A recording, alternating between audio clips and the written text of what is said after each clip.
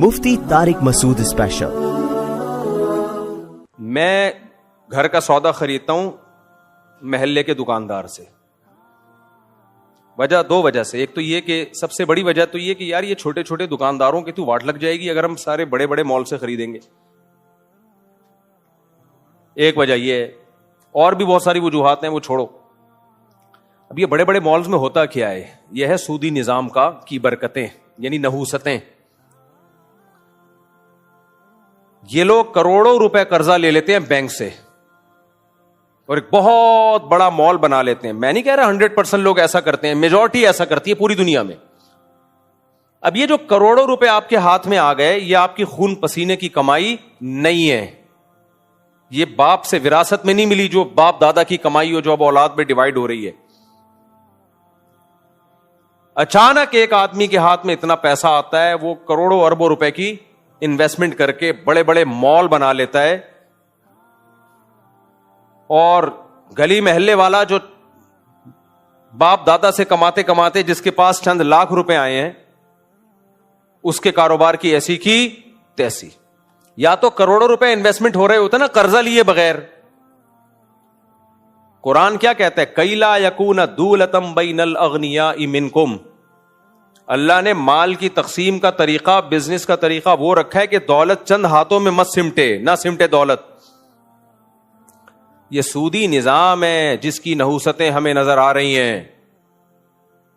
کیا آپ اتنا پیسہ بینک سے اٹھا کے، آپ کا کچھ بھی نہیں ہے اس میں، آپ کی کمائی نہیں ہے، وہ قرضہ لے کے جب آپ بزنس شروع کرتے ہو آپ کا پیسہ تھوڑی ہے، وہ آپ نے تو چند فیصد سود دینا ہے اس کو۔ تو آپ اتنی بڑی انویسٹمنٹ کر کے اتنے نوٹ چھاپنا شروع کر دیتے ہو، اور جس کے پاس یہ انویسٹمنٹ اتنی نہیں ہے اس کی ایسی کی تیسی، سارا کراؤڈ آپ کی طرف چلا آتا ہے۔ اگر یہ قرضے کا نظام ختم ہو جائے تو پھر آپ کیا کرو گے؟ جتنے پیسے جیب میں ہوں گے اس سے مال بناؤ گے، جو کہ اتنا بڑا بنانا آپ کے لیے ممکن بولو نہیں۔ پھر ایک محلے میں 20 دکانیں ہوں گی، اب وہ 20 دکانیں ختم ہو کر ایک ہی آدمی کے ہاتھ میں بڑے بڑے مال آ گئے ہیں، اسی کی برانچز پوری دنیا میں کھل رہی ہوتی ہیں، سارا پیسہ سمٹ کے چند ہاتھوں میں آنا شروع ہو جاتا ہے۔ یہ کسان لوگوں کے ساتھ کیا ہوتا ہے؟ آپ نے بینک سے 1 ارب روپے قرضہ لیا، سارے کیلے، ساری گندم آپ نے 1 سال پہلے بک کر لی کہ یہ مجھے ملے گی۔ اب ساری پیداوار چند ہاتھوں میں آ رہی ہے، جنہوں نے کیلے کی تجارت پہ، آم کی تجارت پہ، گندم کی تجارت پہ قبضہ کیا ہوا ہے۔ اسلام ان کی بدماشیاں کرنے نہیں دیتا، کیونکہ اسلام کس کا دین ہے؟ اللہ کا دین ہے نا۔ تو اللہ نے اس وجہ سے سود کو حرام قرار دیا۔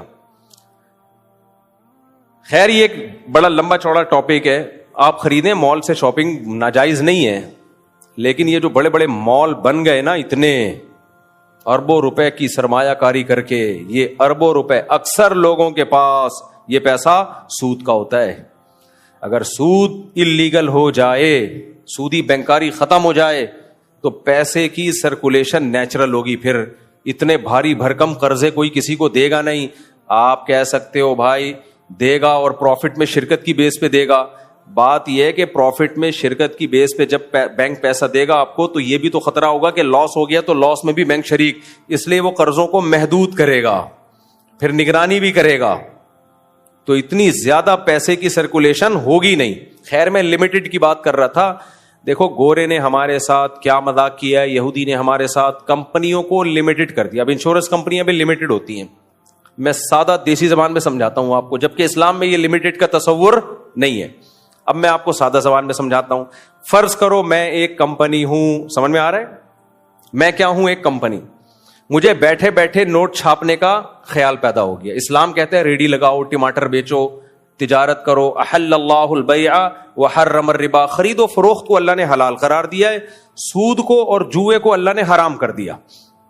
مشرکین جب جوا کھیلتے تھے نا تو اس میں غریبوں کو دیتے تھے، اسلام نے اس جوے کو حرام قرار دیا کہ غریبوں کو دینا ہے، حلال ذریعے سے تجارت سے پیسہ کماؤ اور غریبوں کو دو۔ جوا جیت کے غریبوں کو دو گے اس میں جوے کا گناہ ملے گا، غریبوں کو صدقے کا ثواب نہیں ملے گا۔ اب دیکھو اسلام نے کیا کیا، جوے پہ پابندی لگا دی۔ اب یہودی آیا بیچ میں, اس نے بولا کہ یار میں بیٹھے بیٹھے نوٹ چھاپنا چاہتا ہوں, کیا کروں؟ میں بیٹھے بیٹھے نوٹ چھاپنا چاہتا ہوں, کیا کروں؟ تو میں نے کیا کیا, 10 بندے لیے, ان 10 بندوں کو بولا, میں انشورنس کو بالکل آسان زبان میں سمجھا رہا ہوں, دیسی سٹائل میں نے 10 بندوں کو بولا کہ آپ لوگ ہر مہینے مجھے 1 لاکھ روپے دے دیا کرو. فار ایگزامپل, اتنی بھاری قسط ہوتی نہیں, ایک مثال سے بات سمجھا رہا ہوں. تو میرے پاس مہینے میں کتنے آ گئے؟ 10 لاکھ. یہ ریڈی لگا کے آئے, پان گٹکے کی دکان کھول کے آئے ہیں. پان گٹکے والے کو بھی کچھ محنت کرنی پڑتی ہے کتھا چونا لگانے کے لیے. یہ آ گئے فری پھوکٹ کے 10 لاکھ. آپ مجھے کیوں دیں گے؟ میں آپ کو کہوں گا دیکھو اس 1 لاکھ کے بدلے میں آپ انشورڈ ہو جاؤ گے, آپ سیو ہو جاؤ گے, آپ محفوظ ہو جاؤ گے. منجن یہاں سے اسٹارٹ. اصل میں یہ محفوظ نہیں ہو رہے, محفوظ میں ہو رہا ہوں جو بیٹھے بیٹھے ہر مہینے 10 لاکھ روپے جمع کر رہا ہوں 10 آدمیوں سے. اب وہ 10 آدمی چونکہ وحی کی تعلیمات سے آشنا نہیں تھے, وہ مغربی دنیا کی صبح شام گورا ایسا, شاخ سڑکیں, ڈھکن less gutter, attitude, nice to meet you, وہ ان چیزوں سے متاثر ہے. کیونکہ میٹرک بھی کیا اس نے, انٹر بھی کیا ہے, گوروں کو ہی پڑھا ہے اس نے. وحی کی تعلیمات نہ اس نے کبھی پڑھی, نہ اس کی کبھی سمجھ میں آئی. اس نے اگر ایم اے اسلامیات بھی کیا ہے تو اس میں پڑوسیوں کے حقوق سے آگے کچھ بھی نہیں ہے. حقوق پھر بھی نہیں ادا کر رہا ہوتا پڑوسیوں کے. ہمارے پڑوسیوں نے تو امید ہے ایم اے اسلام پتہ نہیں. خیر, اب آپ کو کیا پتا اپنے کون سے پڑوسی کی بات ہو رہی ہے. میں اپنے پڑوسی کی غیبت بھی کرتا ہوں تو غیبت نہیں ہوتی. اگر کوئی پڑوسی آئیں گے تو بولوں گے تم تھوڑی, میرے تو کئی اور بھی ہول سیل کے حساب سے پڑوسی ہیں میرے, کیا پتا میں کس کی بات کر رہا ہوں. خیر, تو اب کیا کیا ہم نے, میں نے 10 آدمیوں سے 1 لاکھ روپے جمع کر لیے. میں بیٹھے بیٹھے کتنے ہو گئے؟ 10 لاکھ. وہ دیں گے کیوں؟ میں کہوں گا بھائی دیکھو, اگر تمہاری ٹانگ ٹوٹی تو تم انشورڈ ہو. ٹانگ جوڑنا کس کی ذمہ داری ہے؟ بولو, میری. پہلے میں نے چیک کر لیا کہ اس کی ٹانگ واجبل ٹوٹی تو نہیں ہے, واجب الٹوٹ تو نہیں ہے, ایسی تو نہیں ہے کہ کبھی ٹوٹ سکتی ہے. میں نے دیکھ لیا اس کو بائک بھی چلانی آتی ہے, ہر چیز میں ایکسپرٹ ہے, 99% چانس یہ کہ اس کی ٹانگ نہیں ٹوٹے گی, لہذا میں نے اس کی ٹانگ کی انشورنس کر لی.